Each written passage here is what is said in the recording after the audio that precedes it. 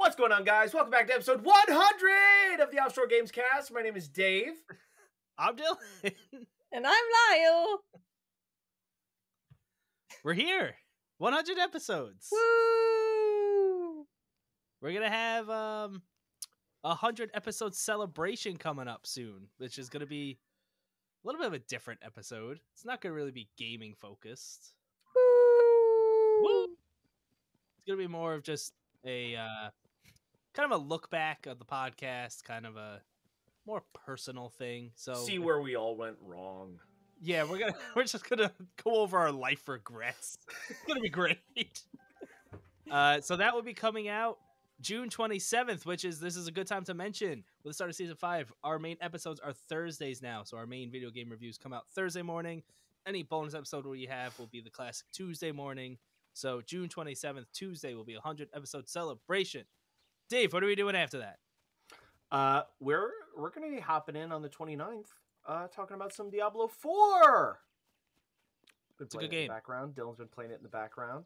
I have. If you It's actually just in the look in our background. backgrounds, there's no Diablo 4, but Accurate. it's good. Dylan? July 6th, I'm excited. We're talking about AEW Fight Forever. There's going to be a whole episode dedicated to wrestling. And Dave will be there without his headphones and just Yeah, he will listen the whole time. occasionally interject. It- With it- this, for example. with don't know, it looks Impolite like it's chicken? What? I saw Chipotle cream. That's what it said. I don't It's a think level that's what it 3 said. out of a 10-level hot sauce pack, and it's Chipotle chili. It's the Oh, best Chipotle one. chili. Okay, there we Yeah. go. It's amazing. Are you sure it's not Chipotle cream? Or an impolite chicken? I would love to put this on an impolite chicken. Oh. Today is Zelda. This is Zelda. There's a lot in Tears of the This Kingdom. is the big one. Yeah, I think it's a very fitting game for episode 100. Very true.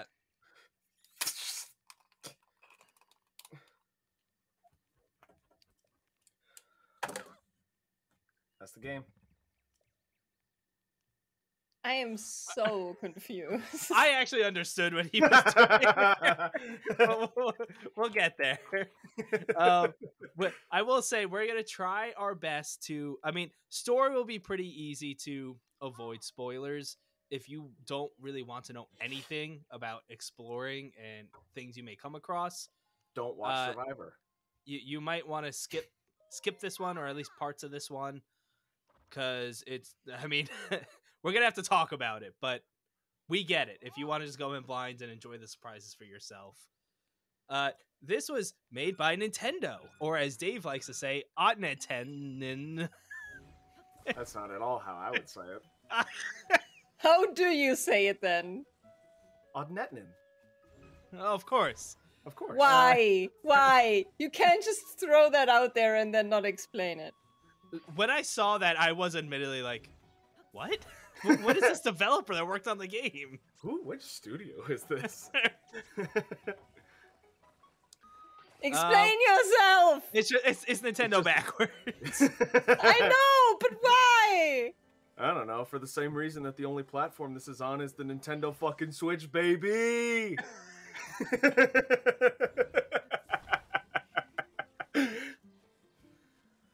Well, it came out on May 12th. That's normal. It's not Onetnin? Is that what you said? Odnetnin. Onetnin, of course. On the platform Nintendo fucking Switch, baby. Baby! All right. I have a question. Yeah. So, where Mhm. does Age of Calamity fall?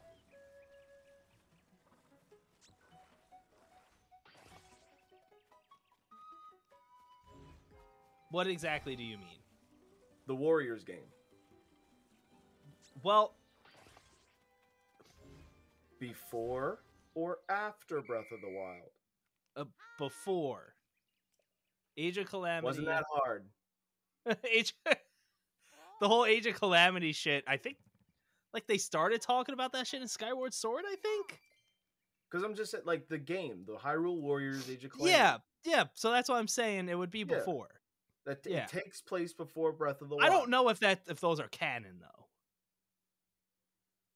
Why not? I don't know if the Warriors games are canon. We are like 2 minutes in, and I'm already like, what the hell are you people even talking about? All right. Do you know about the Zelda timeline? Age of Calamity is considered not Ganon. Boo. Okay, timeline. This is a direct sequel to Breath of the Wild, which, for those that don't know, the Zelda timeline. It's linear, and then Ocarina of Time happens, which includes time travel shit, which makes branching timelines after that with other games, so 3 branching timelines. Then it all comes back together for Breath of the Wild. And then this is a direct sequel to Breath of the Wild. So this is the most recent in the timeline. Everything that happened in timelines before is all here. Everything in past games is canon for this one. Except for Age of Calamity, apparently. Well, yeah, no, we don't discuss that. Okay. So this is, I think it's a few years after Breath of the Wild, when you kind of defeat Calamity Ganon and Hyrule is saved. And there's some sort of shit coming from underneath Hyrule Castle, and it's fucking people up. So Zelda and Link are like, all right, let's go.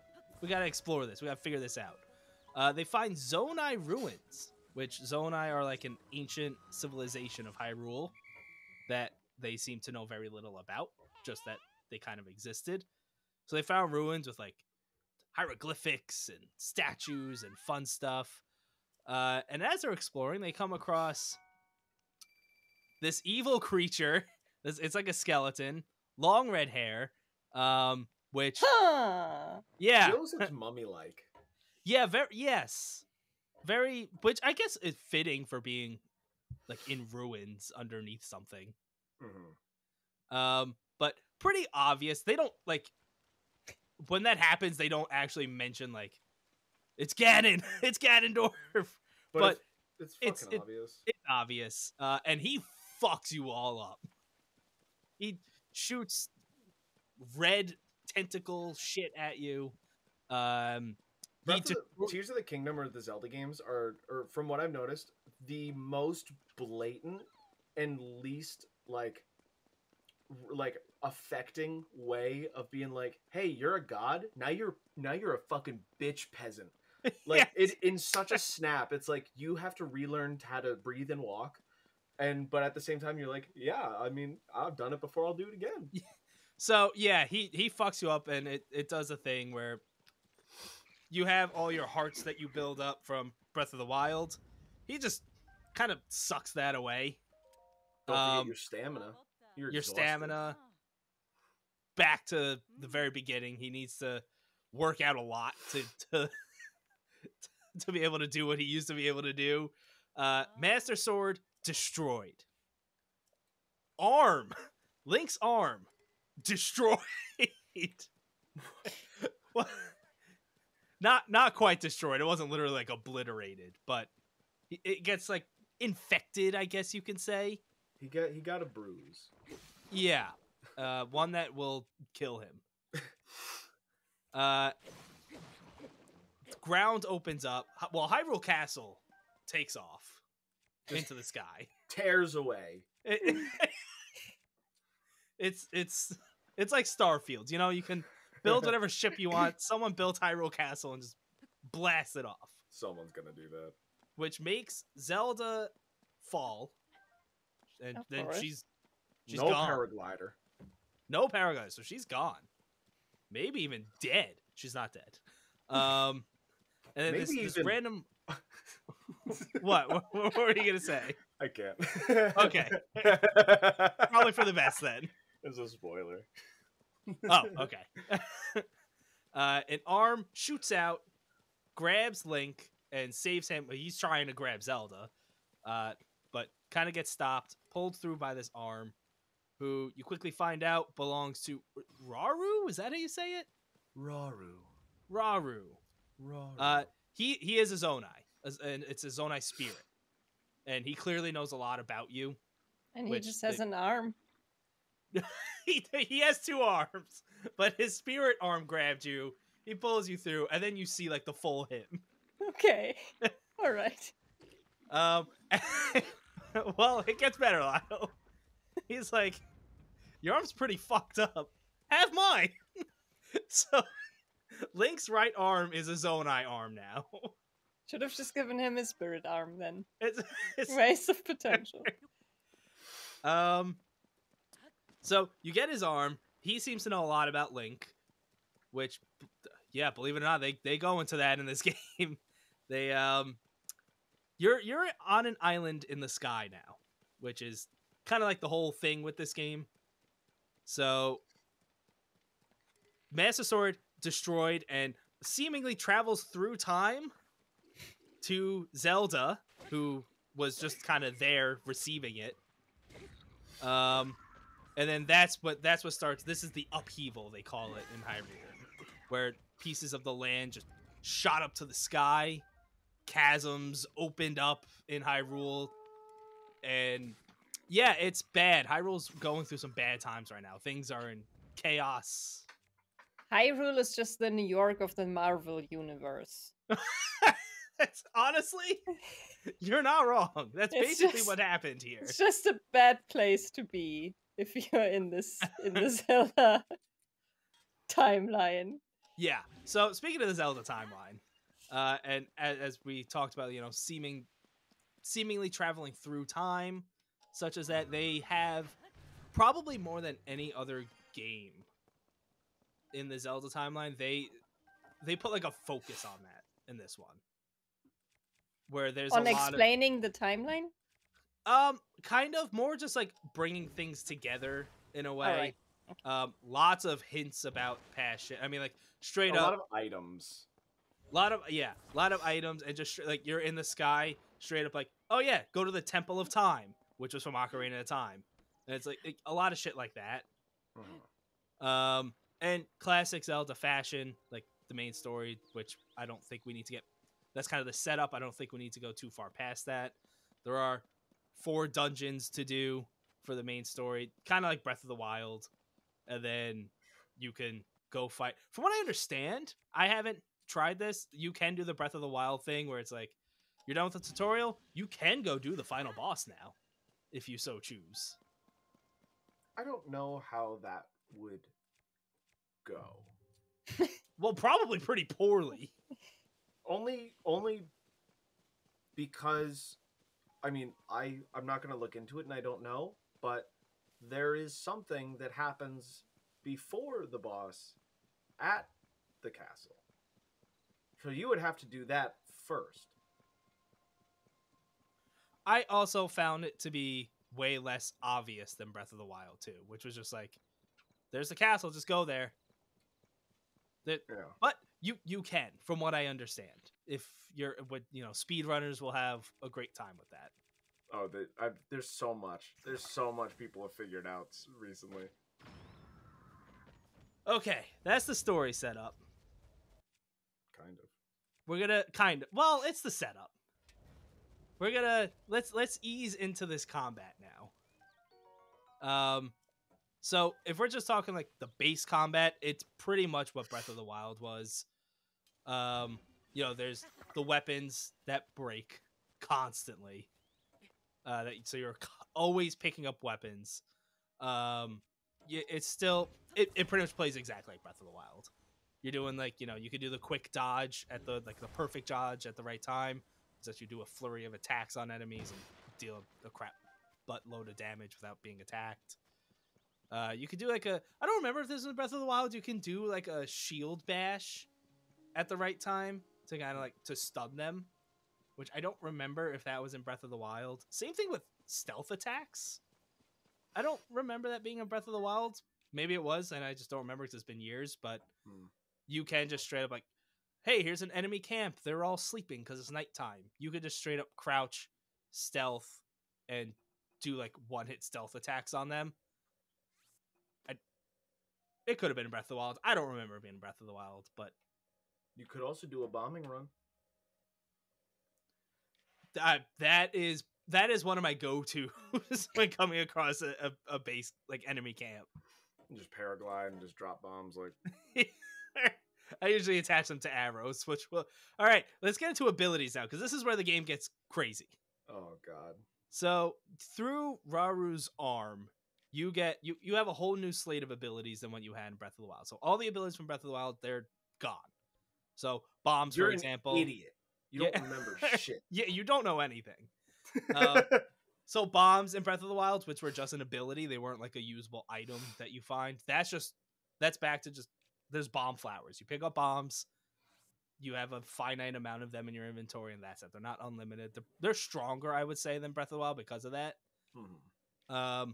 So, all right, let's go through the abilities you get here. First is Ascend, which, if you watch the trailers, this is the one where Link kind of jumps up into the ceiling or the top of wherever he is and swims straight up and pops out the top, which this makes... it helps a couple things. First off, backtracking out of a cave or a dungeon is extremely easy because you don't actually have to backtrack. You just pop right out the top of it. And it is definitely designed in a way that climbing is less of a big deal in this game. There's still plenty of climbing. I mean, the main thing is the abilities and the things that you can do in this game. But so many people have just started the conversation of being like, you know, like I stopped at 2 stamina rings. It's like, oh, I shouldn't have even upgraded it once. Like there's just people are saying it's such a waste. And I mean, there are times where it is good. It's good to have a good stamina. Yeah, and just if you're exploring like I am, which is just like I'm running around on foot everywhere because I want to see everything. I don't want to miss anything. Stamina for sprinting is nice. But no, this ability kind of half of Breath of the Wild was just climbing. Yep. There was so much climbing. Way less climbing in this. Still plenty of climbing to do. But Ascend is kind of a game changer with that. There is a limit to it, so you can't like it's there. If I had to guess, I'd say maybe like 35, 40 feet above you is as high as the ceiling can go. Yeah. But once you get that green dot, and also the angle matters. The angle definitely plays. Yeah, you need to find kind of like more of a level spot. But if you're able to find that green dot, there is no limit to how far you will go until you pop out. Exactly. And so yeah, when you do pop out, it gives you an option. So you kind of like pop out and you're like kind of halfway and you're like scoping out the area. You have the option to just go right back down or just pop out and have fun.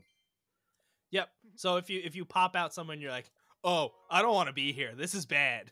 The amount of times I've popped out and just looked at the crotch of a Bacolobin and just been like, like,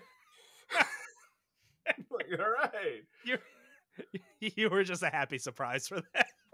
And on top of that, like even separately, like if you do end up using the Ascend ability and you happen to be nearby, like you're just going up to a second floor and there's people around, they'll fucking freak out and it's amazing. Like I'll be down in like the Lookout Landing down by like Pura's area, and like there'll be a group of people overlooking, and I'll shoot up and I'll pop up on all 3 of them and go, "What? Like, yeah, huh?" Because from their point of view, just this random dude is just like appearing through the floor right next to them, through the ground, and then you're just like. And you just start running away. Just booking it. Like the amount of times that I would like conceptualize a scenario in Zelda from like a third person perspective and just die laughing from like whatever Link just did. Because in my mind, I'm like, I've been doing this for like 90 hours, whatever, do some more. But from someone else, be like, what? And he's dead. And he's dead. But that goblin thing was probably super happy to have a child that just popped out of there beneath their crotch, and then you're gone. Child here. It's like he's a big grown man. Everything freezes too, so when you're stuck there, you're staring, and then it's just staring right back at you, and so you're stuck, and you're like,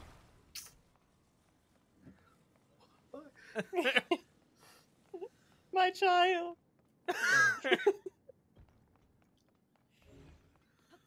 All right, recall. This is Huh? Total. Total Recall is an ability. Yeah. Recall, it's kind of a spin on, I don't remember the name of the ability in Breath of the Wild, but it was the one where you can kind of freeze an object and then that let you play with momentum with it.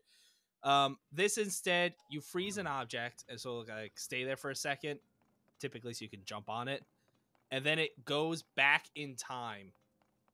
Just Across that object whatever of path you made with it. right.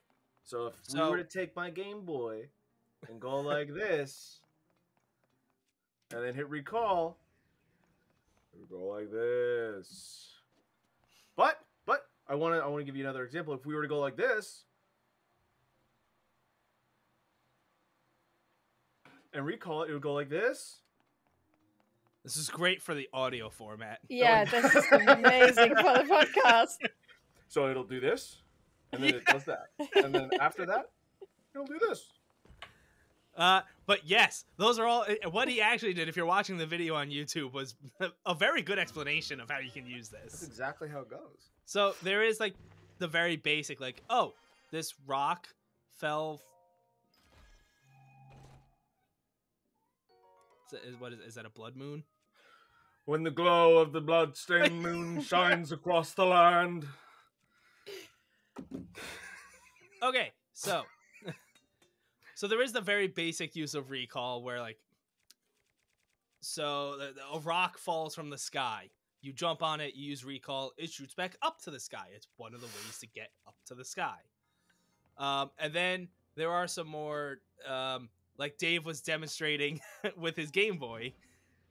Let's say you need to hold a gate open. That can only be done by like doing something from far away. And when you like, let's say you let go of a lever, it shuts automatically. If you hold that lever open for like, you hold that lever for a good while, and then let go, and then you do recall, it goes back in time, but that includes like the pause that it was just held open. I'm pretty sure the ability just monitors the last 30 seconds of movement. That would make sense. I want to say it's just 30 seconds because there have been times where it's like I will hold something specifically and then I will wait for a certain amount of time and then hold it again for whatever puzzle I was doing. So I think it's only roughly 30 seconds. That makes, I mean, it would be kind of, imagine if it was like 100 hours. Or like the whole span of the game. Hours. You just, just does, and you can click it to anything and then they're all just, the whole map is the whole world, around. yeah, all at once. Oh my god, that'd be amazing. It's also good for combat because there are plenty of enemies, so like the big stone golems that are returning from Breath of the Wild when they're throwing rocks at you. As soon as it throws a rock, you can activate the recall ability, select the rock, and it shoots it right back at it, and then it like gets stunned once you climb on top and hit like its ore thing that fucks up like its weak spot. I've never done that. So you definitely need to have quick reflexes, but luckily once you like activate the recall ability, everything stops. So then you have plenty of time to like select it and it just right back into its face. I'm almost 95 hours. It's useful. It's good. I use a lot of arrows, and the problem is that every like 5-6 hours I go around to every single town and I buy all their arrows. Yeah, you need to. There's a lot of arrow usage in this game. Helpful. I will also say it's good for. Okay, there are plenty of building aspects which we'll get to, and moving of Koroks, and sometimes that doesn't go so well. Sometimes that Korok is floating down a river.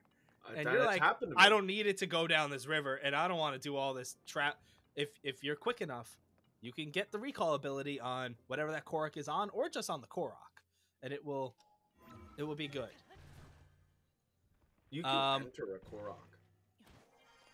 I don't like whatever you just said. I don't like what that means. So similar with the recall ability, a lot of times when you're doing something like a verticality puzzle, you can take an object and have it hover to which you can ascend through it and then climb on top and then go and do whatever you have to do. I never even thought of that.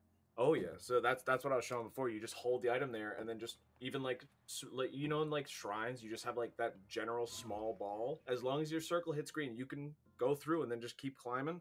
People have been doing that to Koroks. Oh, you can pick up a Korok and you can go through them. You can go Do you through think a bunch that hurts of the them. Korok? That's what a lot of people are asking. But visually it just seems like you're going through the backpack. But you know what? Mental scarring is a thing. I think it would. Yeah. The hate towards the Koroks. Well, I mean, They didn't put themselves in the game. It's not their fault. it's a double-edged sword because you want to help them and they're helpless. But at the same time, something that should take you 30 seconds can turn into a 20-minute endeavor, and you have a Korok floating down a fucking river. And you just don't know what to do. It's especially the Koroks where it's like, my friend's over there. I need help. I don't want to get up though. And then you're like, where the fuck is he? What? And if crossing a body of water is involved, it's dangerous. My thing that I did, because I started getting really lazy, was I would just take rockets out and strap them to the backpacks and just hit the rockets and just watch them fly, and then Well, just make my way over to them, strap another rocket and do it again, but after the second rocket. They can go so far though. That's when he fell into the river. Mine was at least like mine was at least like, oh, I'm making a boat, but oh, the flow of the river is way stronger than I thought, so it like escaped, like it went. It wasn't just strapping rockets to it, saying like, good luck, go. All right, that's probably a good time to talk about the Ultra Hand ability. This is what lets you build shit.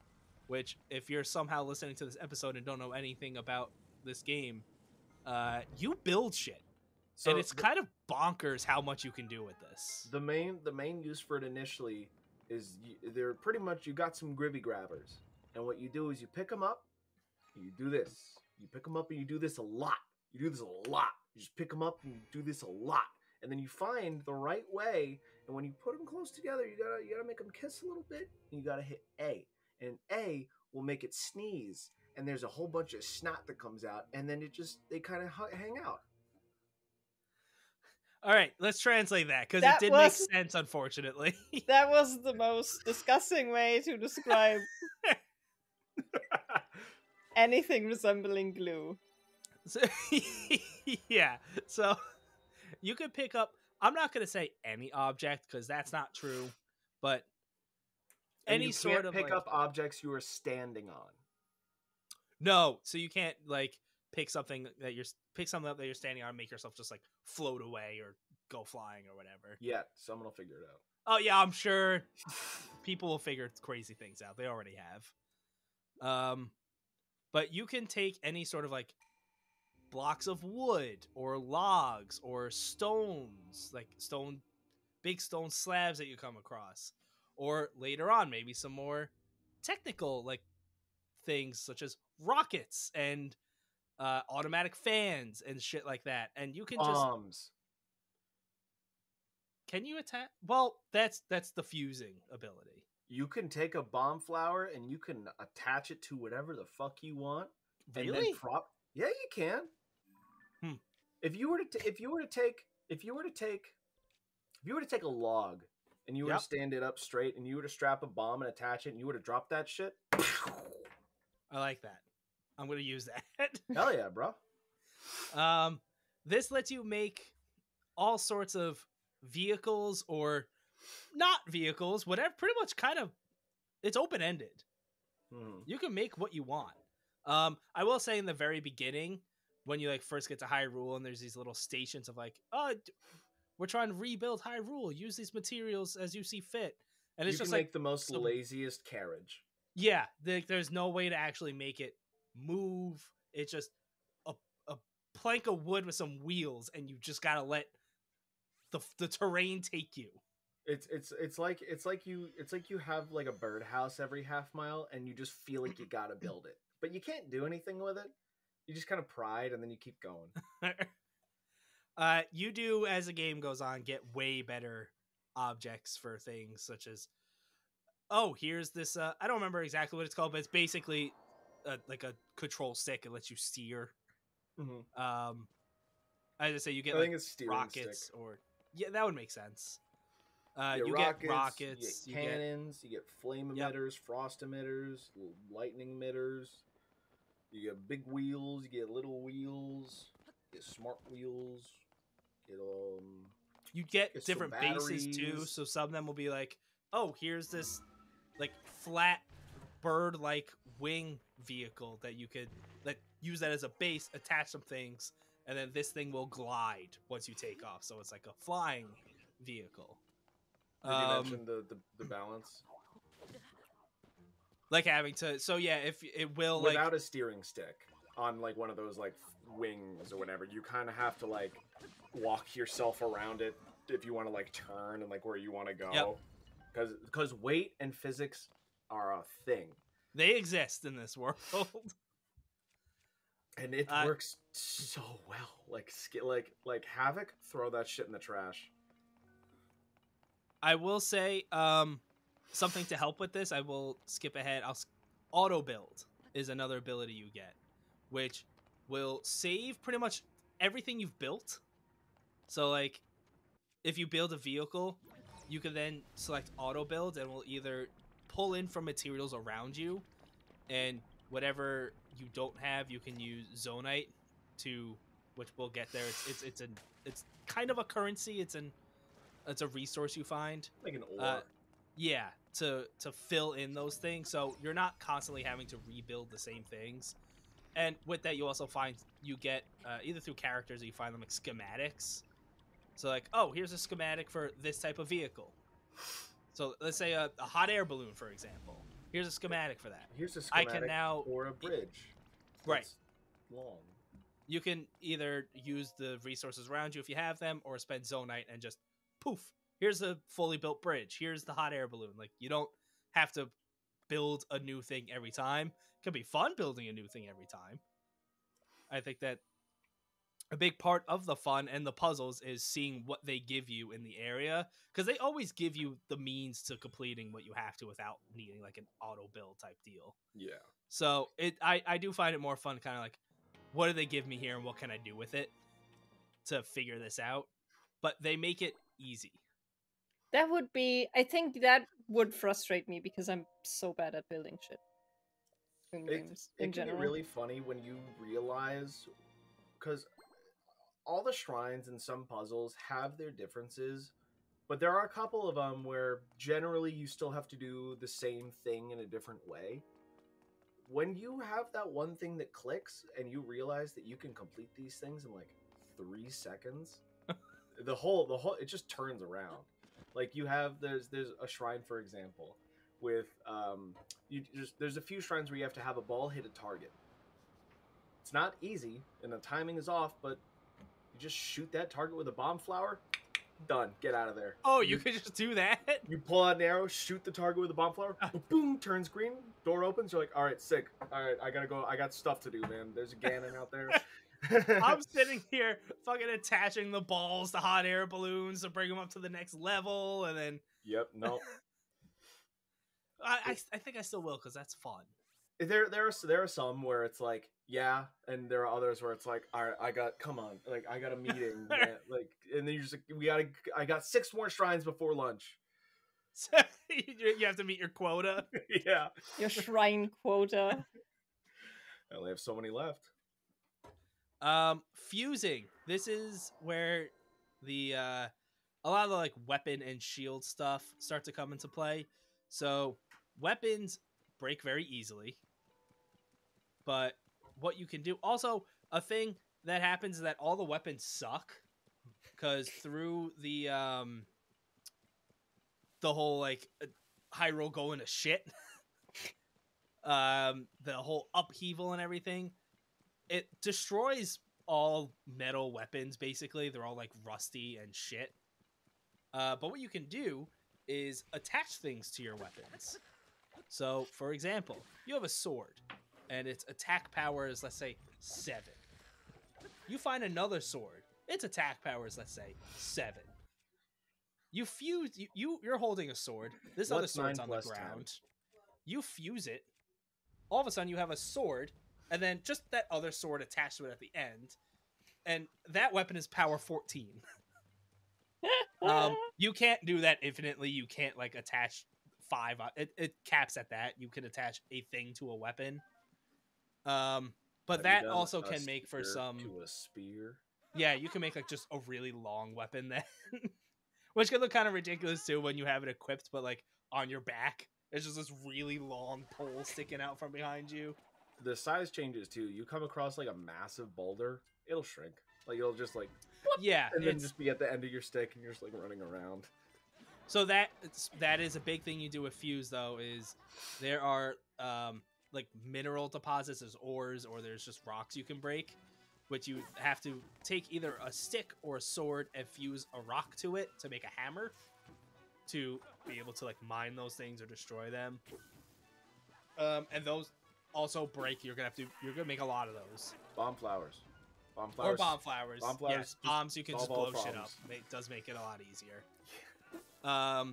Same thing with like if you want to chop wood down, or there are tree enemies, you can attach a specific shape of rock, like a thinner, sharper one, to a stick, and you have an axe, which lets you cut down trees, or you fuck up those tree enemies then. Or bombs. Or bombs. So it does also like play into the elements. So like when I first came across those tree enemies, I didn't have an axe. So another thing, which is probably the one I use the most, is when you are shooting an arrow, or like you have an arrow like drawn, you can attach any resource from your inventory to an arrow, and they all apply different effects. So I would attach a fire fruit to my arrow, which makes it a fire arrow, and then you light the tree on fire and it just burns. Put a bomb flower on an arrow. You can put a bomb flower on it, which is also one I use a lot. And you have a bomb on an arrow. Yeah, and it explodes. That sounds like the most useful thing. When I tell you, I go around and I do my every 5-6 hours. I go to every town and I buy up all their arrows. There's one motherfucker in the entire game that sells bomb flowers, and I am his best customer. You can attach, so they're the bats. They're called keys, and when you kill them, they drop their wings and their eyeballs for you to take as like a resource. If you attach the eyeball to an arrow, it's now like a homing arrow. So you shoot it, and it will like lock onto an enemy's weak point and just go right for it. Same thing, you attach a wing to it. That arrow will now shoot further. So this is something I haven't experimented with much just yet, but I have heard that you might be able to take something like that, like the eyeballs that home, and attach them to something like an emitter, and maybe have that focus its beam on the enemy. I did not think of doing that. I think I read something somewhere about something like that, but you do get like a Zonai device later that's sort of kind of like a oscillating thing that like whatever, but I don't know. Every 10 hours there's like something that's like, what? You can do this? And it's like it's insane. A fun one is you get this I don't remember what it's called. You get like a sort of mushroom, and you can attach it, and it will, if you hit an enemy with it, it makes them start like fighting for you and attacking other enemies for a certain period of time, which can be helpful if like you're fighting a mob and there's one big one. You just make the big one attack all the little guys, and then you can just focus on that. So there's, as you can imagine, there's a lot of different items you could have. Obviously not endless. It's technically not endless, but it sure feels endless, the combinations and the possibilities you could come up with. Because even on something like that, if you're just attaching something like whatever to arrows, you gotta keep in mind that there's different types of bows out there too. Yep. Some bows are stronger, some bows shoot faster, some bows shoot more than one arrow. Some bows, damage depends on how many arrows you have. Yeah. And since you're buying all of them, I'm a menace. Dave is the reason that the arrow economy is the way it is. It's like, and like, you know, Beetle. Yeah. Every time, like, I'll see him and I'll just be like, I'll buy some arrows off you, and just wow, like, yeah. He gets so excited, and I'm just like, all right, wow. Those are the main abilities. Then there is So you get a camera ability, which is like, this is certainly not necessary by any means, but I have had some fun with it. There's a necessary. Hyrule Compendium, You which have to use the camera for missions as well.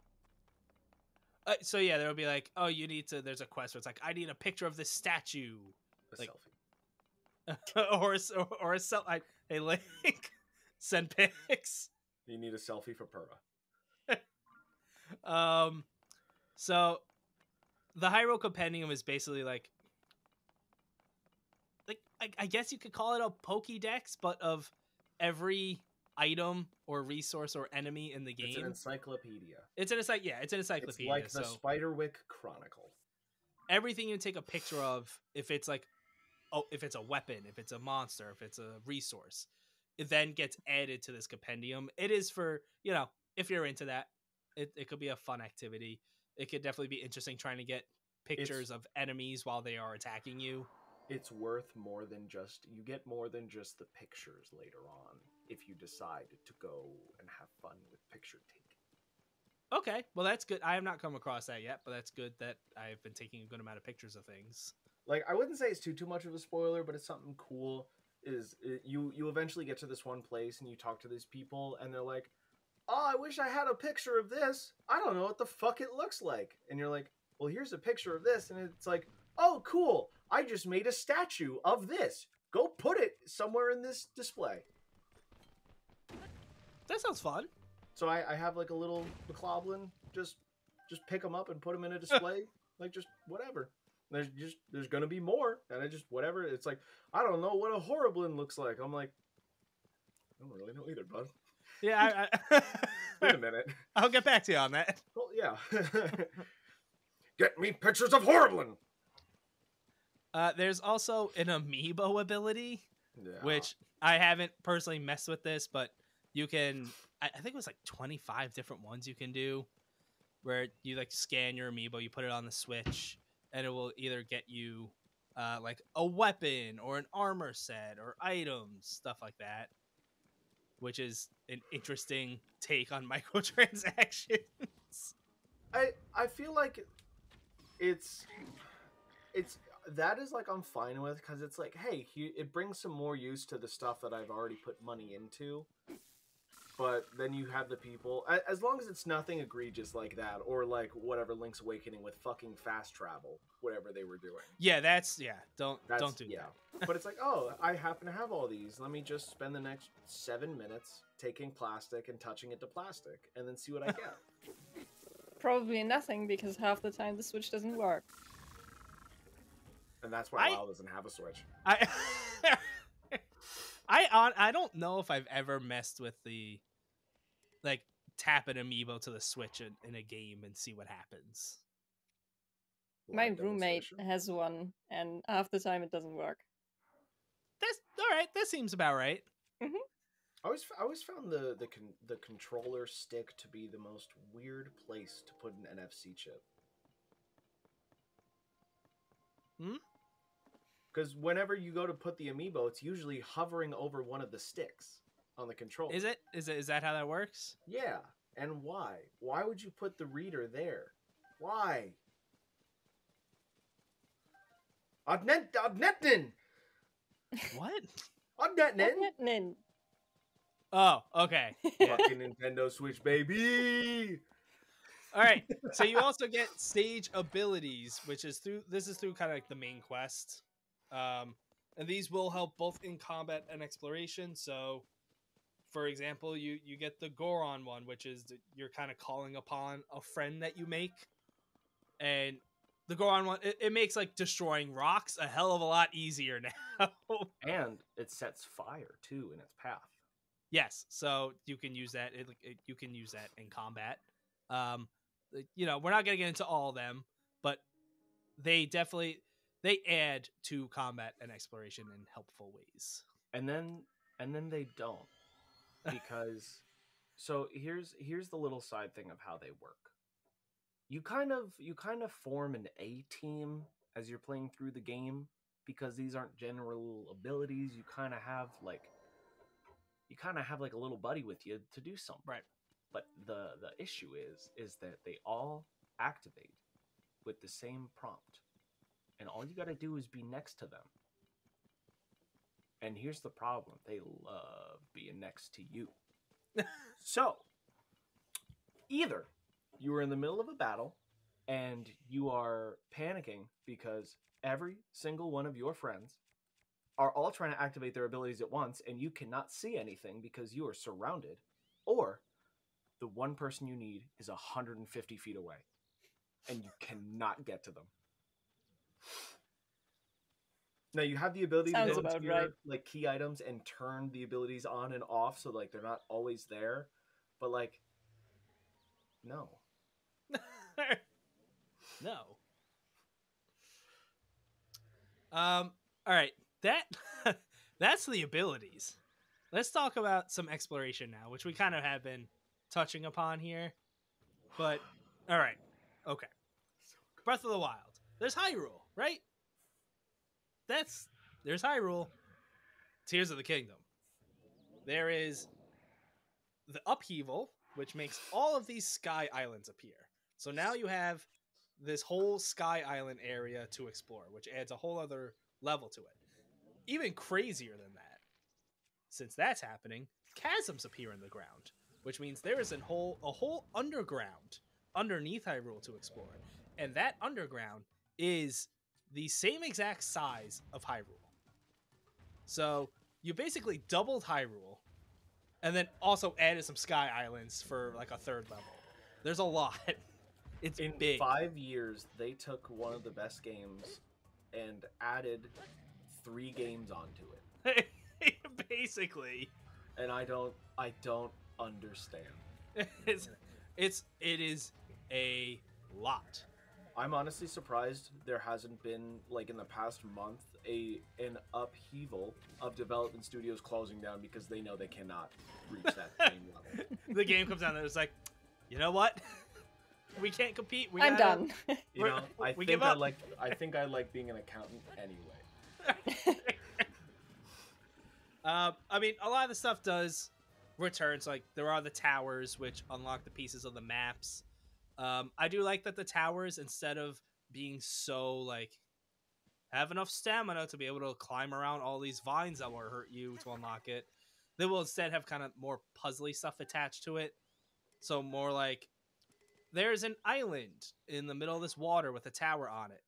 You probably, especially because this is an early one, don't have enough stamina to just swim across that, because swimming will fucking destroy your stamina. You can't swim very far. But there are some building supplies nearby, so maybe you can make a big bridge to get it. Like, it's more like that.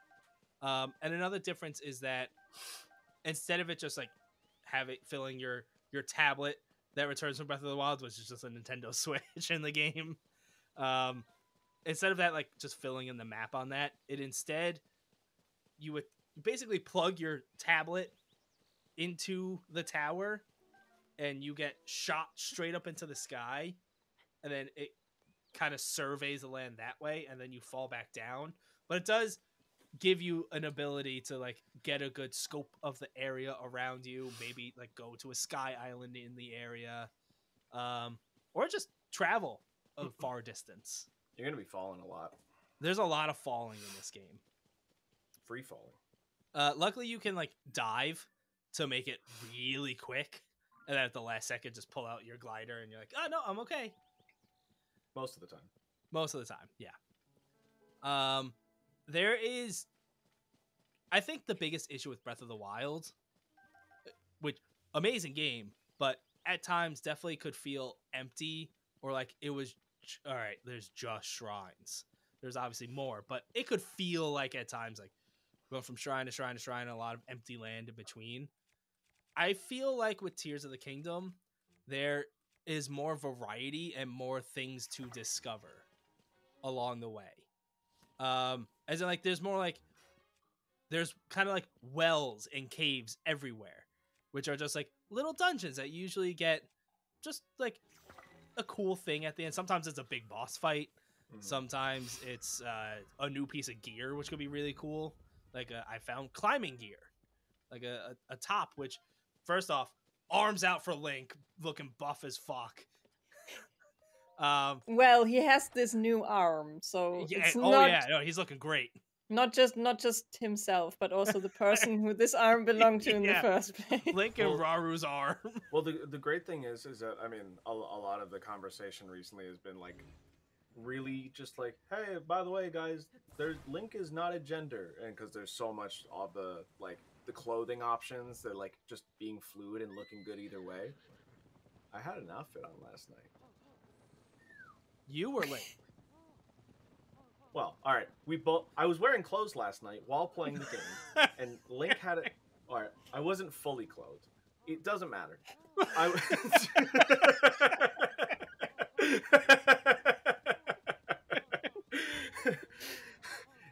Either way, I had this outfit on in game, and it was looking good. I mean, I'm just Wearing like, socks. when I technically an outfit. Yeah. That's an outfit. No, I mean, it was the other one. Gloves. Yes. Oh, okay. What the fuck are you talking Oh. about? So yeah, you could. The outfits are cool. Like I said, when I put that on and he just had arms out, I was like, damn. But it's And like, I put that mine helps you on, climb and I'm fast. like, damn. And it's like, I don't want to take it off. Like, I'm out here. This is Hyrule is my fashion runway. It can be. It For is. sure. But they do all. So like the climbing one, you climb faster, which in turn will use less stamina, let you go further on the stamina you have. You can get headgear, which like one is basically, I don't remember what it's called, but you wear like a whole mask with like headlamps falling off of it, Mhm. which lets you when you're in the chasm, the underneath, whatever it's called, the depths, it's dark down there, very dark, as in basically pitch black dark. So having something like that, there's also other ways around it, but just having straight up gear that will like provide a little glow circle around you so you can at least see your immediate surroundings is quite helpful down there. Probably also bombs. Bombs. Bombs. Always bombs. Yeah, bombs. Yeah. Bombs. Bombs are kind of a solution to everything.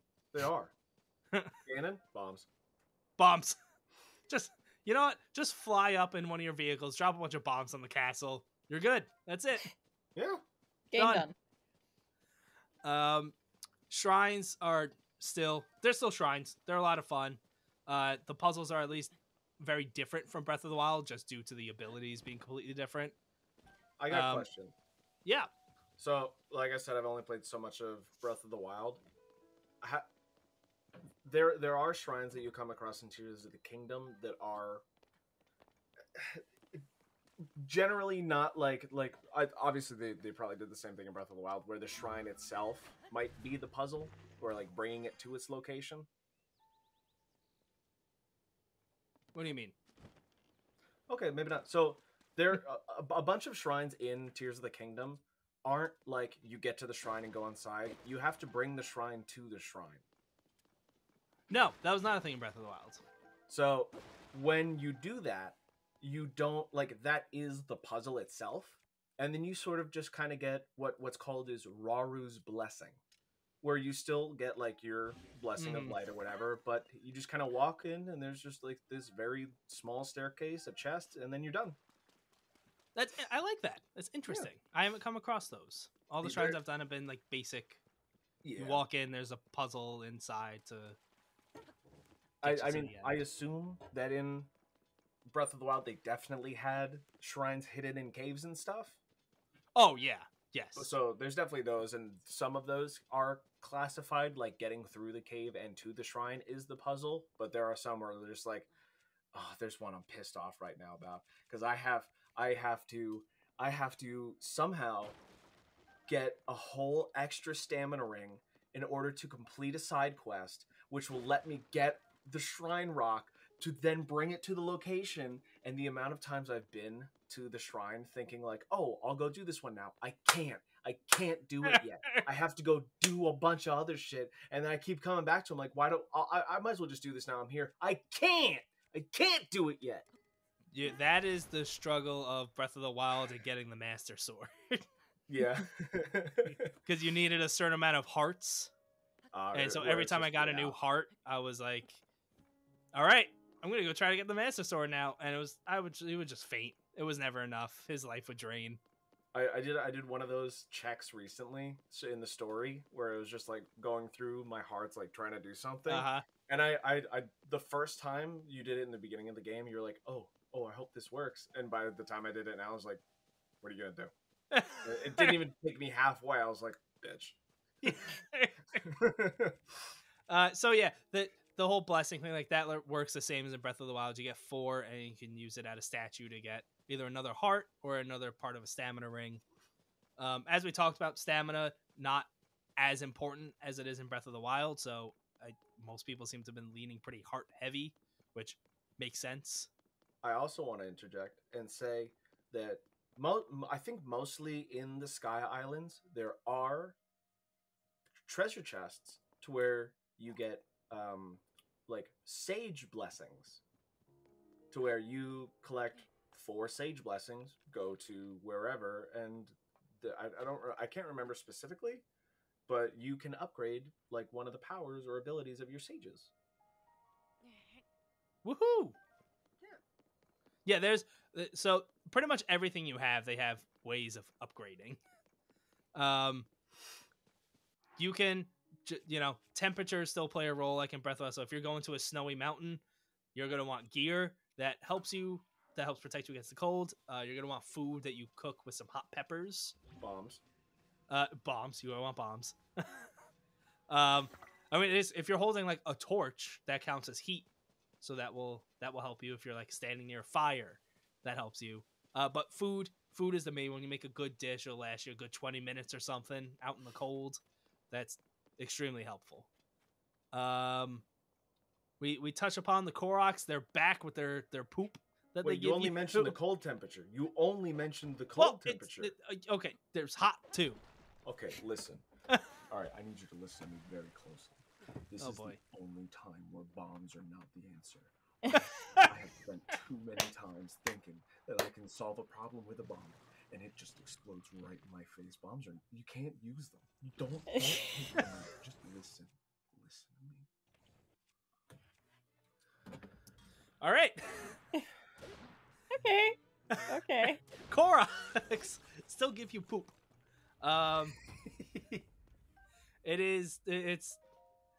They are kind of just like Breath of the Wild. They are just like, oh, this spot's a little suspicious. Oh, hey, it's a hidden Korok.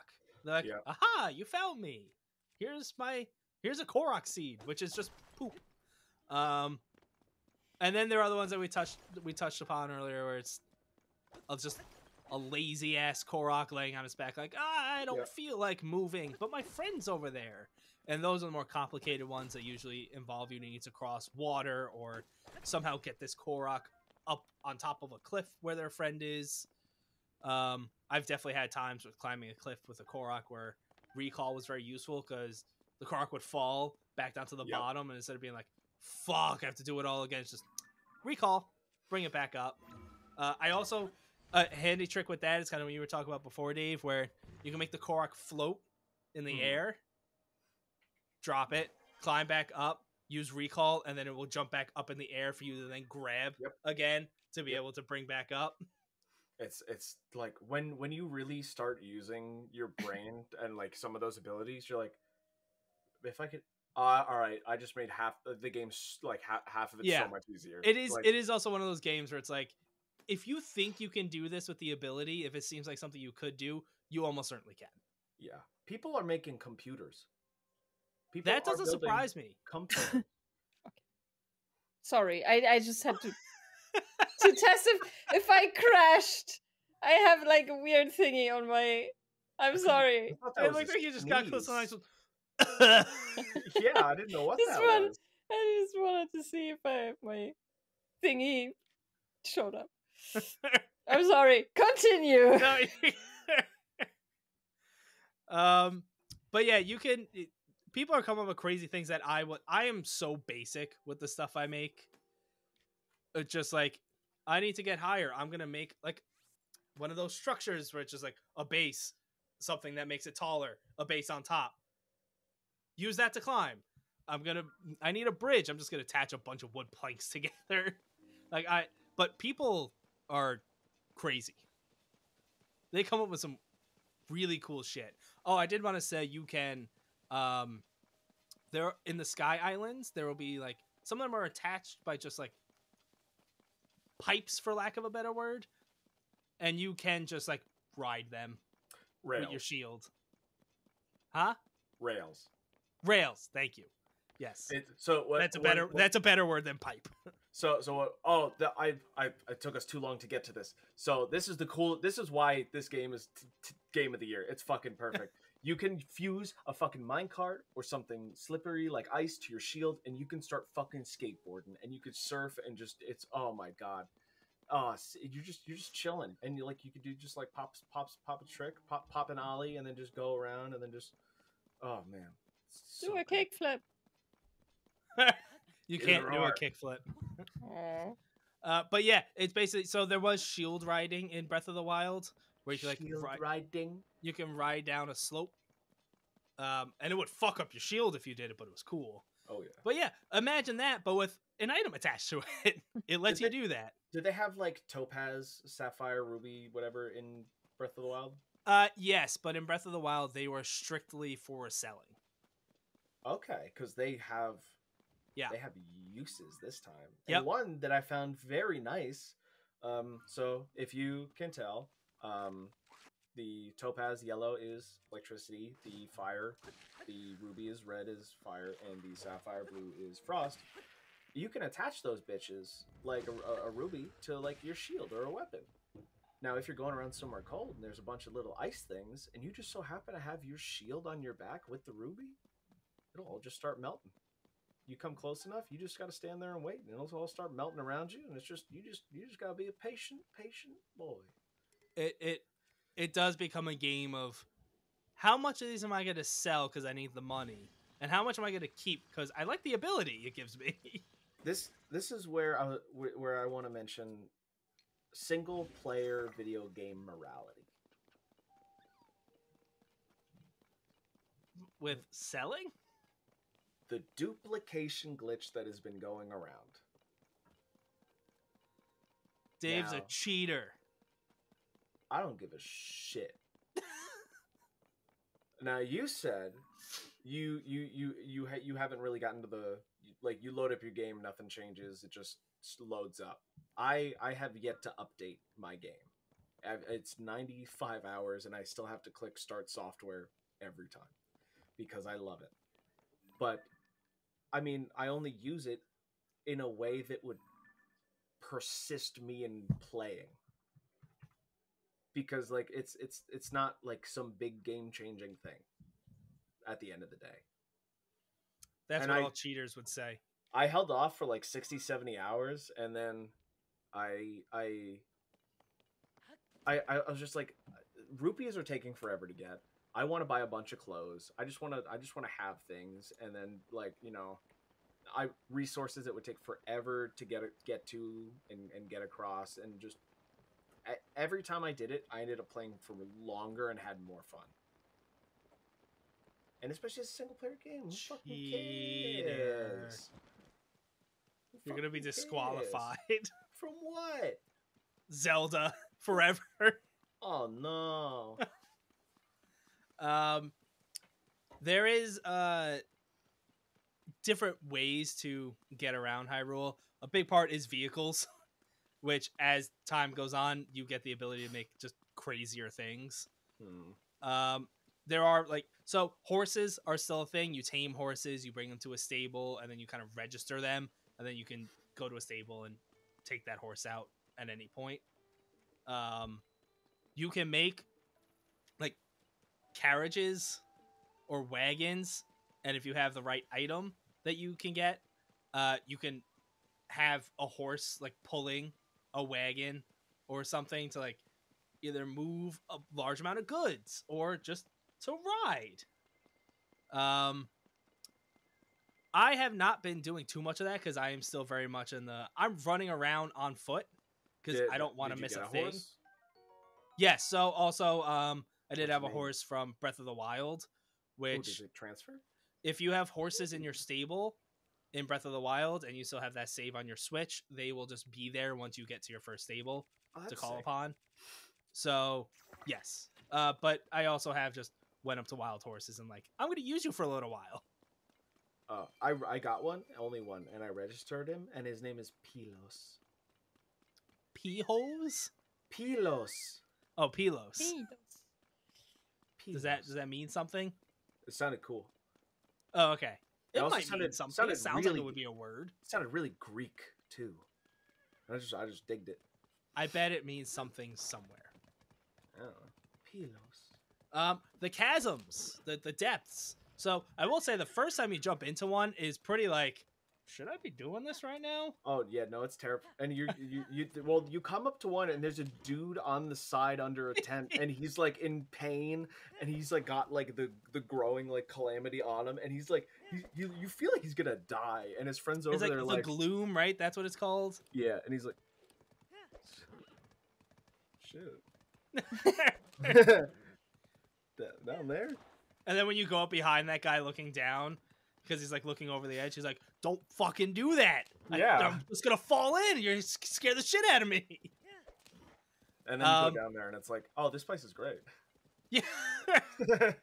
So the first time you jump down, pitch black, and like creepy music playing, you're just kind of like, And admittedly, the first time since I didn't know how far I was falling, I did just fall to my death. Yep. And then the second time I was like, all right, let's try that again. The way this works is, so it is pitch black down there, right? Just can't see shit. Although I will say, there is gloom everywhere, which is kind of like this goopy shit all over the place that if you stand in it, first off, you walk like you really slow through it. Mm-hmm. And the longer you're in it, the more it will take away your health, but also in a way that like, all right, let's say it takes away a heart. You can't just like heal from that. That heart can't be healed again until you return to the surface. Or if you, so all the shrines, which Dave told me this, I didn't even know this, but all the shrines in Hyrule directly connect to these like roots. They're called light roots In the depths, and you activate one of those and it will light up the area of the like a circular area around that root in the depths, so you can see, which is very helpful. But also you stand underneath one of those, it will heal that heart back up. It will take care of the gloom damage that you have, but you can in the pitch black kind of use that gloom to vaguely travel. It still is not great. But honestly, with that system of knowing that whatever light route that you're at, that there is going to be a shrine above it, you could just let that gloom take over, do the light route, heal it all, shoot up, do the shrine, full heal, go do it again. There are different enemies down there, or kind of variations of enemies. Yeah. There's a lot of, this is where you get so much Zonite, which is a very useful resource. There's a whole quest line to do down there, which is how you get some of these abilities. So that's how you get the auto build abilities through that quest line. A quest line that takes you down there is how you get the camera ability. There's like a whole like underground faction like missions quest line. Like it's a lot. It's very cool. I guess that's a good time to talk about Zonite, which, all right, there's also the sky. It has less because it's not just straight up like a second Hyrule. But the sky is where there is Zonite dispensers. All right, so you get Zonite. Mostly, like, you can find them in caves, but mostly in the depths. You can get a shit ton of Zonite. The sky is where you will find the majority of them. Is it really? Because I've if you kill enemies in the depths, like they all drop Zonite, or you can just mine a shit ton of it. Well, I'm talking about the dispensers. Oh yes, okay, the dispensers, yeah. So a majority of them will be in the sky, very few will be on the ground, and maybe like one or two are in the depths. Yeah, it's majority in the sky. So you get Zonite mostly from the depths. Pretty much everything you do down there is gonna give you Zonite. You can then make those Zonite into Zonite charges, which can be used to, let's say you're on a vehicle and you have a fan that's propelling it. That fan only can run for so long. You can use a Zonite charge to kind of recharge and help extend that to keep it going for longer. You have like a little battery icon Yeah. that shows it has like 3 notches as like the battery's going down and like red until it shoots out and then it has to recharge. You can also make Zonite into crystallized charges, which that is that what you use to upgrade your battery? Here's how it works. You can take Zonite. You can use the Zonite ore and process it into Zonite charges, which I never do because I also just killing those like robotic Zonai enemies will drop charges regardless. Yeah. And you'll find charges. There's also regular and there are large size charges. Yep. Once you do that, you take it and the way it works is in the depths are processing plants or refineries in order to create the crystals.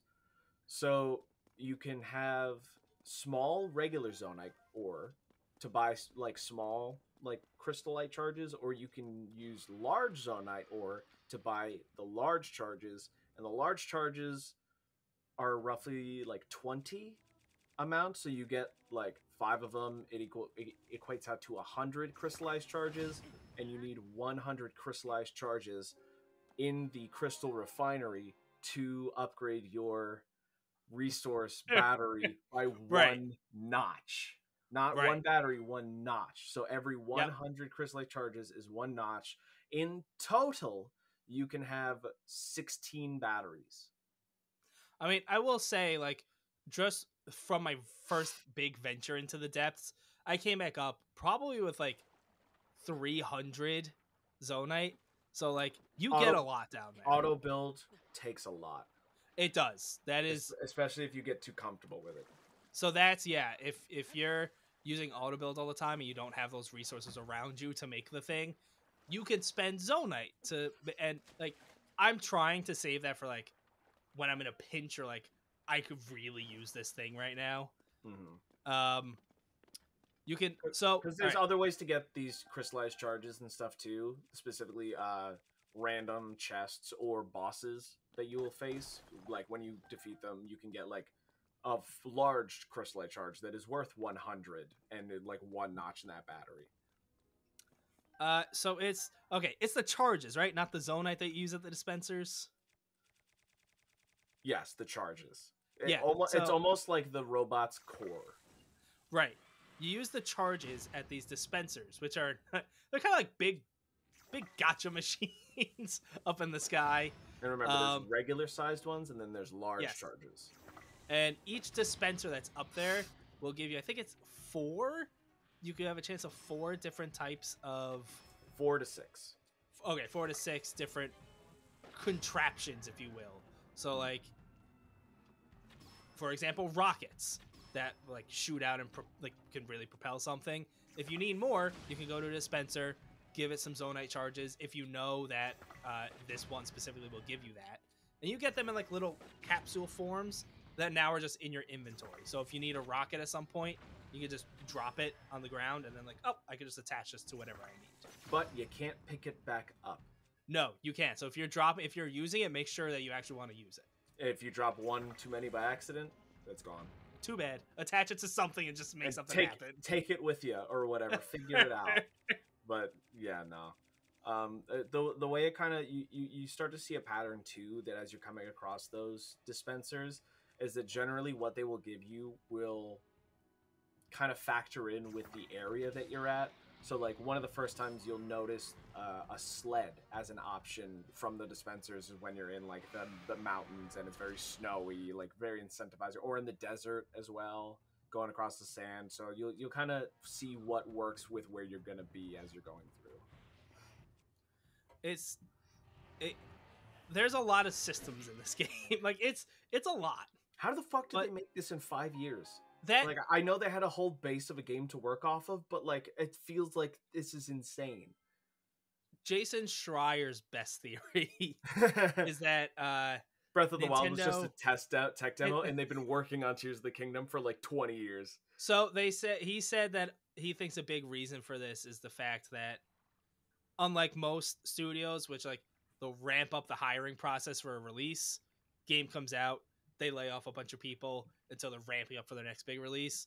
That for Breath of the Wild and then so on, like Nintendo pretty much kept the entire staff and just like immediately started working on Tears of the Kingdom, so that helps a lot with just like building into this. That's his theory.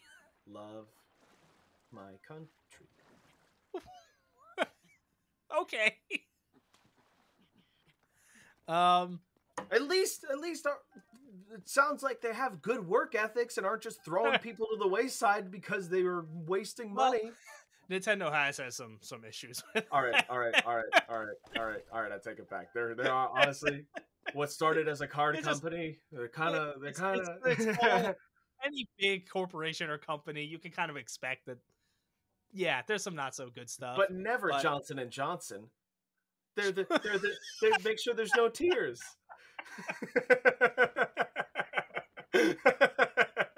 Never Johnson and Johnson. Never Johnson and Johnson.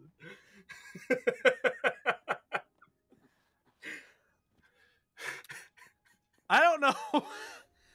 I feel like we covered most of like the base of how this game works.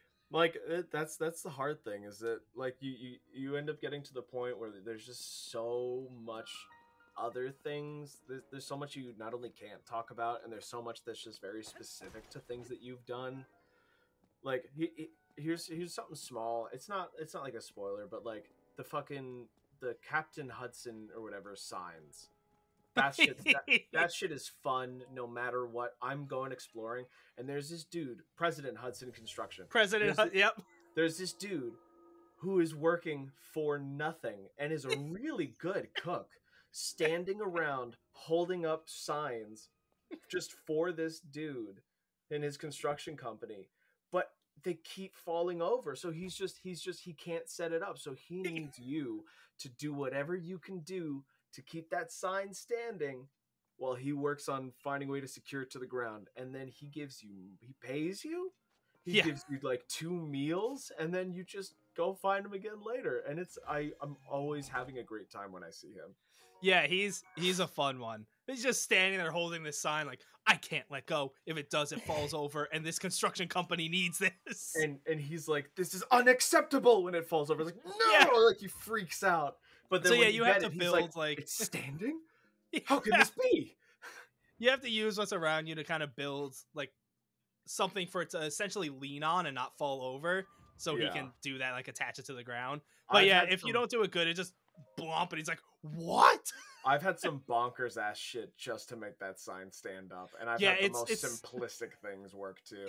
Yeah, that's a fun one. But then the funny thing is too is that when you are done, you like the sign is standing, and whatever you built is just off to the side.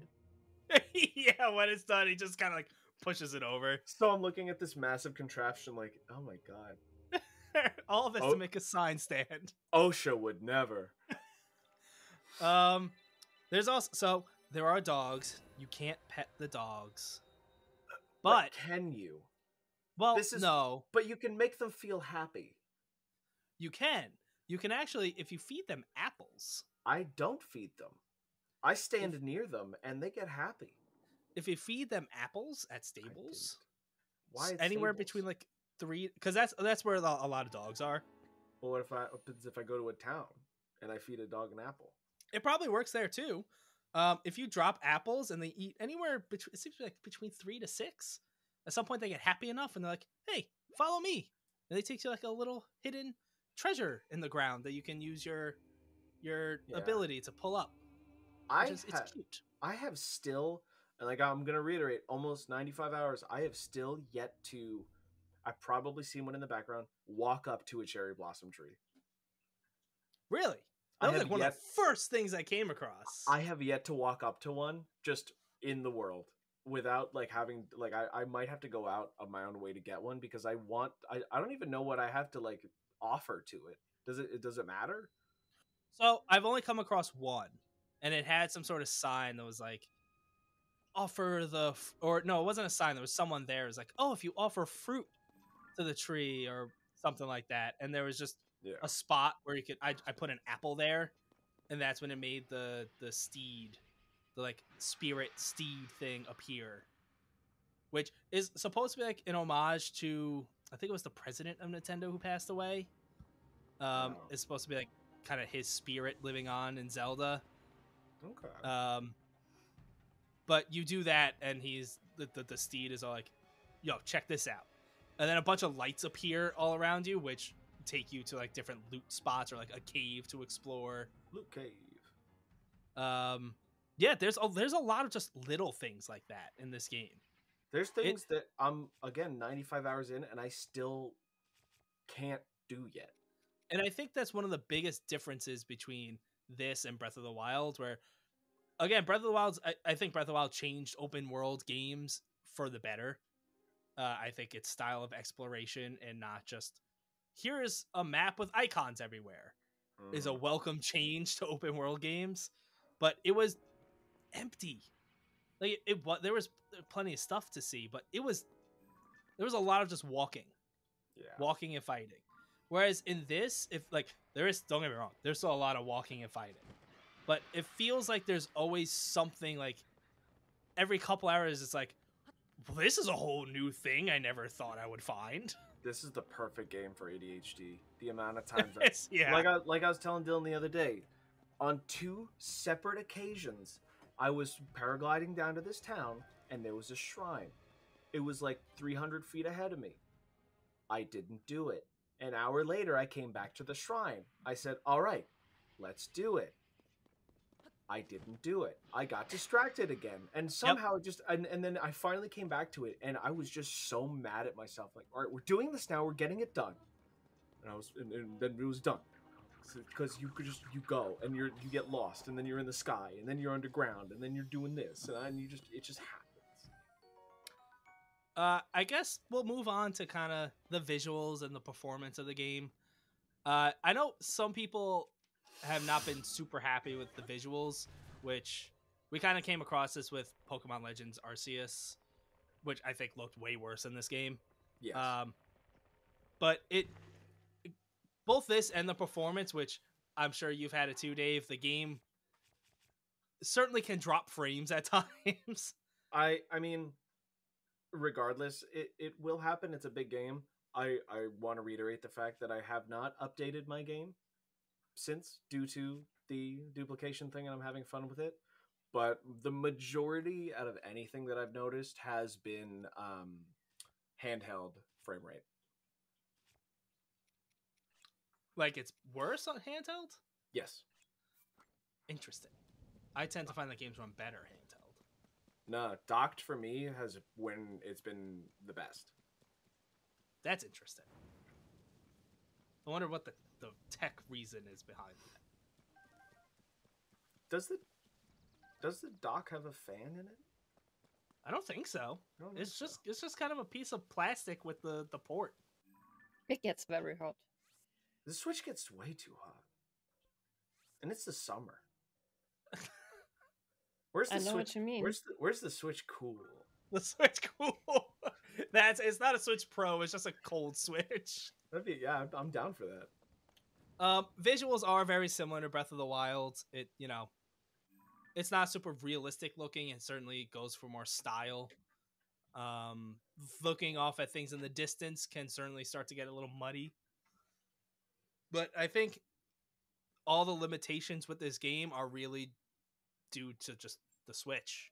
Mm-hmm. Like it's where it's time for a Switch Pro or whatever. You're on the old one, right? In all honesty, that's probably why they were able to make that game in 5 years, because they needn't care about one of the big things, which are graphics, updating graphics. If you have the level of latent physics and the fucking combination and just the engineering, who the fuck? It could be stick figures, bro. This shit is great. But other than Nintendo, we don't give any AAA company the luxury of saying they are allowed to look bad. No, Nintendo gets so Yeah. many passes just for being It's- Nintendo. It's I Yeah. completely recognize it, and stupid. I do it all the time. Yep. Like, Nintendo is fucking stupid with so much shit, and I'm just like, Nintendo. But and it's so widely accepted, and It everyone's is. just, It is. everyone's so cool with it. Like, And everyone knows it too. It's not know, like we're everyone's in gonna, denial. It's like, no, Nintendo sucks at these things. But yeah, Zelda. we're gonna find out that the parent company of Tencent is Nintendo.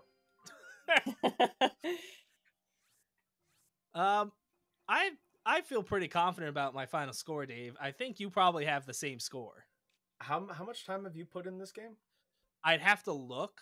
I would guess 40-ish hours. And I have like scratched the surface. Like, because I'm very meticulously like, I'm like zooming in on the map and like, oh, there's a little body of water here. What's over there? Oh, the terrain gets higher here. What's over there?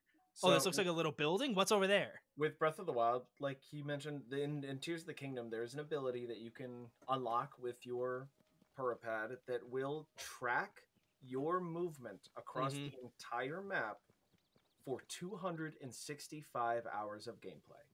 So you can go back and see exactly where you have not been. And that's what I'm doing. It's very helpful. That was something, yeah. I don't think it was at launch of Breath of the Wild, but they added that in like a later update. Didn't What? you have a motorcycle in Breath of the Wild?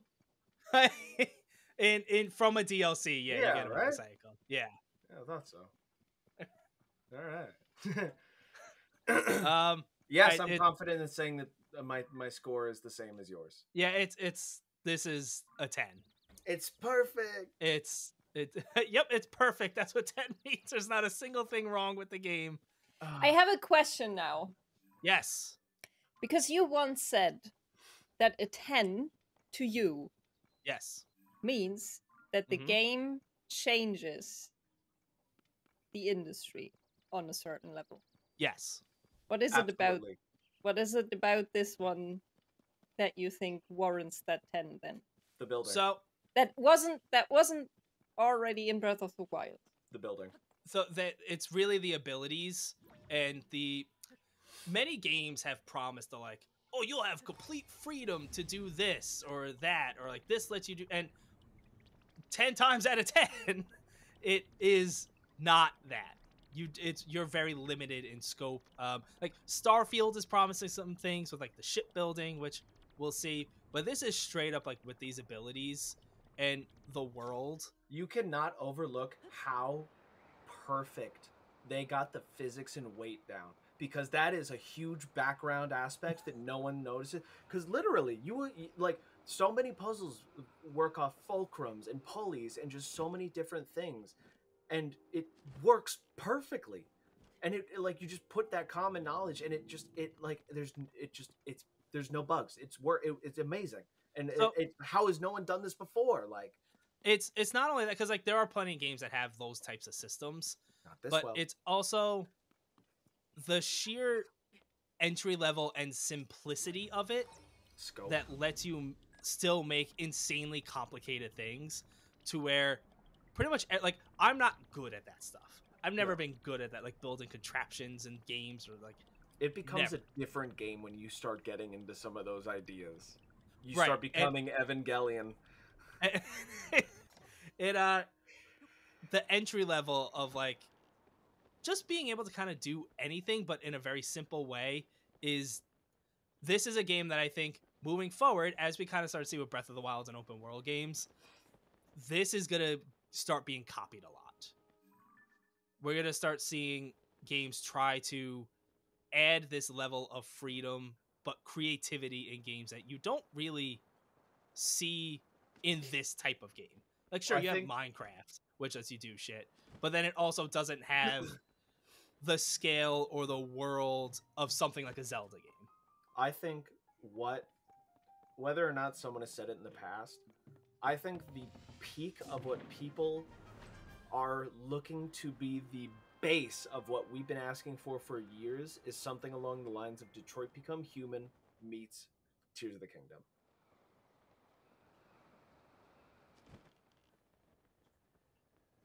What do you mean? Having the level You lost me now. I don't know what you're talking about now. because you not only have the level of freedom in getting to do whatever you want, but true choice that matters. Okay. I like Mass Effect as an example. Well, sure, but like Imagine Mass Effect. Mass Effect is not on the same level of like if I sneeze, this is gonna happen differently. Like whatever in Detroit. Sure. But I get what you're saying. Yeah, That game doesn't exist yet. that's what I'm saying. That's what we're Stories. looking. That's That's what also we're looking for. That's what I'm saying is what That- we've been waiting for years. But that's also on very different levels, because I feel like Tears of the Kingdom, that's very free in its gameplay, whereas Detroit is more free in its story. That's what I'm saying. That's what we're looking for. We're looking for the peak, which is both of those in one. Are we though? Why wouldn't we? Because that would really be just a D&D type thing as a video game then. Not necessarily. Not if you can centralize it enough. Because obviously you can see it working well in Tears of the Kingdom with its world, and you can see it working well with Detroit with its storytelling. I don't. All right, we're getting into. It's gonna take some time.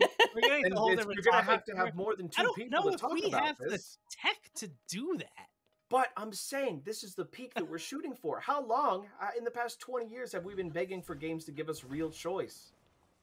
I mean, that is true. Games with choice are usually not really games with choice of consequence. No, there are not. some exceptions, but also a game like Breath of the Wild or Tears of the Kingdom and Elden Ring that pulls off the level of exploration that makes you feel like you're not just playing another game. put it into AI. It'll take care of it. Oh god. Let's open that door now. Tetris 3.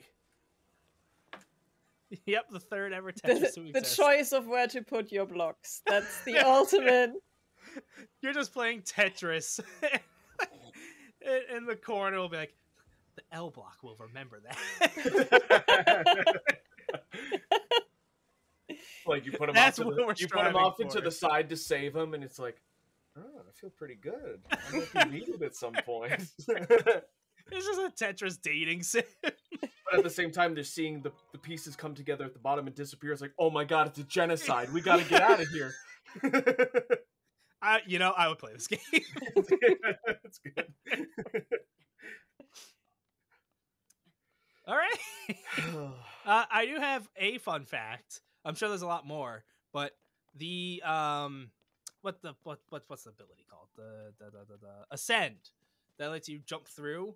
That It was used apparently to be a dev tool. It was just a dev tool to make like getting around Hyrule easier for them as they're working on stuff.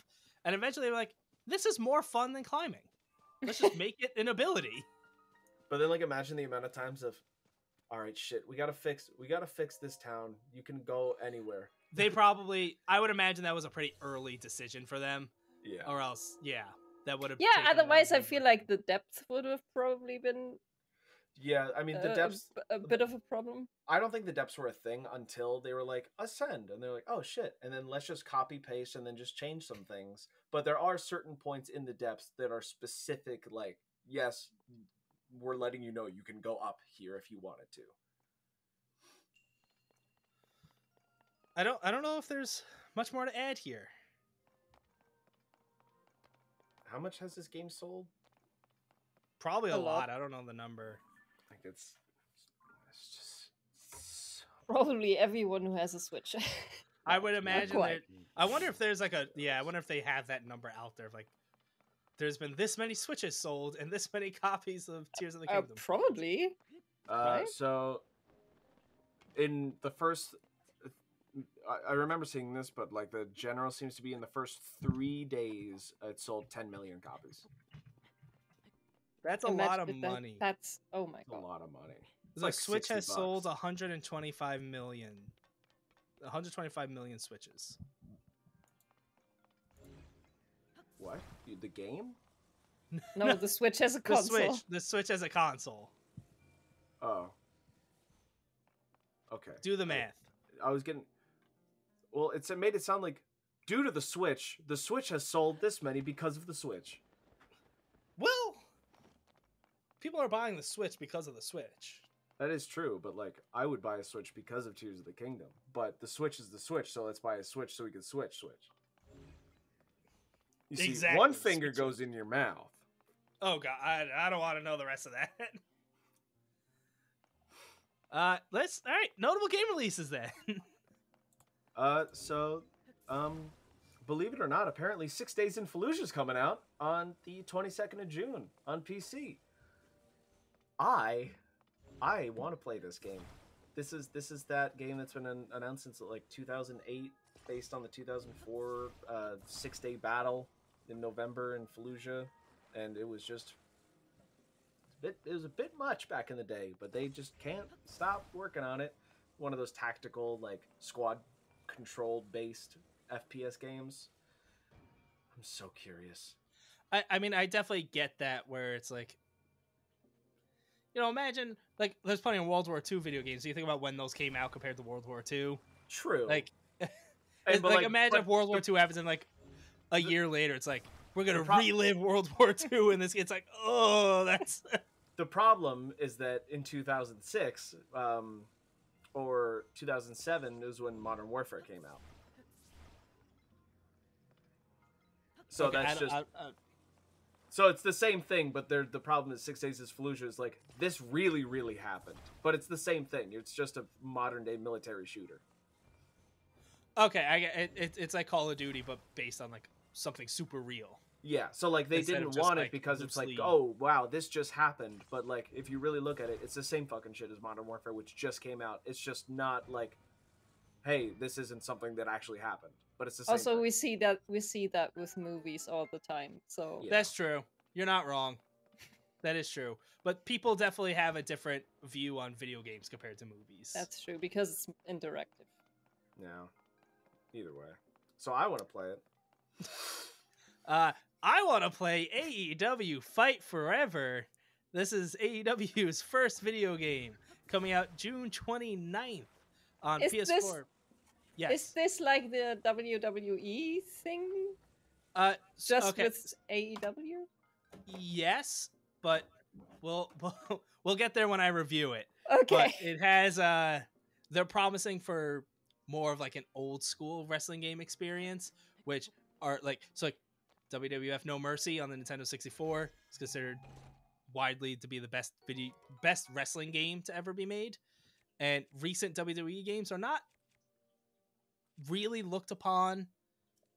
I mean, highly. Understandable. Yeah, because they're just kind of like copy and paste. They don't have the modes that people want. They don't have like the creative freedom. Like the stories are not good. What? Like FIFA. Like FIFA. Games. Yes, just like FIFA. There you go. Yeah. So this is AEW's first one. So we'll see. I've kind of gone back and forth when they show stuff. I'm like, oh, that game looks kind of bad. And then other times I'm like, oh, that looks like a lot of fun what they're showing here. So that's going to be a fun review. Yes. Comes out June 29th on PS4, PS5, Xbox One, Xbox Series X and S, PC, and Switch. Apparently it's coming out on Switch. I didn't know that. Nice. I don't know. Is that accurate? I feel like that's not coming out on Switch. I don't know. Let's see what Google says. Google says Nintendo Switch. All right. There you have it. Thanks, guys. Thank you. We did it. We talked about Zelda. We talked about Game of the Year. How do y'all feel about it? Season come on, 5, we know. Yeah, we know. It's yeah. Well, that's the problem, is because I've been trying to tell myself I can't start the Game of the Year episode saying, all right, thank you, Zelda, and then ending it. Well, luckily when we do our Game of the Year, we have way more categories than just Game of the Year. We do. Also, you have me with you. Yeah, and you know that I don't... yeah, so... Yeah, like, oh, I didn't even think about that. A whole new year of arguments. That'll be Yeah. And Lile does bring... Like, we dabble in indie. We enjoy indie, but we also play a lot of AAA games. She's going to be bringing a whole new slate of games we would have never touched. Exactly. So it's going to be... There might be points where the three of us are just not even speaking to each other. Yelling, We're so Probably. upset. screaming, stabbing. You know. It's gonna get personal. Murder. Thanks for joining us for season 5, everyone. Thanks. Episode 100. Episode 100. Woohoo! Plenty of fun stuff coming up. We will speak at you soon. James Goodbye. Smith.